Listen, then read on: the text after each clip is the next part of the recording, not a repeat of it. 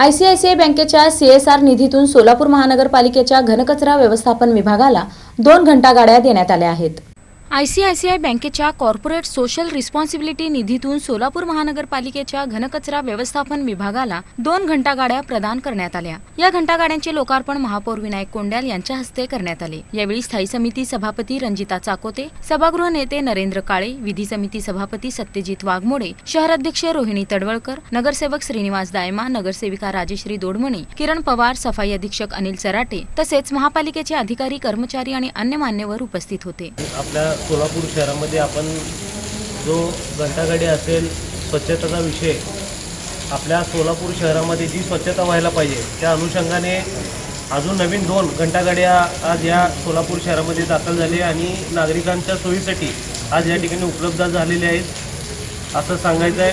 अजून काही थोडेसे घंटागाड्या आपल्या अजून या ठिकाणी येणार आहेत आणि लवकरात लवकर जो काय शहराचा नियोजन असेल स्वच्छतेच्या बाबतीत अजून सक्षम कसं केला जाईल या पद्धतीने आमचं या ठिकाणी लक्ष राहणार आहे, एवढं सांगू इच्छितो। कचरा या ठिकाणी कुठे न वेस्टेज टाकता जो घंटागाडी आपल्याकडे येते त्या घंटागाडीमध्येच आपण कचरा टाकावा असं नागरिकांना आवाहन करतो। काही ठिकाणी मान्य आहे की अजून आपल्याला नागरिकांपर्यंत जास्तीत जास्त घंटागाड्या कसं पोहोचवता येईल ते आमचं या ठिकाणी दृष्टिकोन राहणार आहे आणि त्या पद्धतीचं नियोजन आमचे स्टँडिंग कमिटी चेअरमन असतील, अध्यक्ष असतील, आमचे सभागृह नेते असतील व मी असेल, आमचे सर्व नगरसेवक असेल, वेळोवेळी या ठिकाणी पाठपुरावा चालू आहे।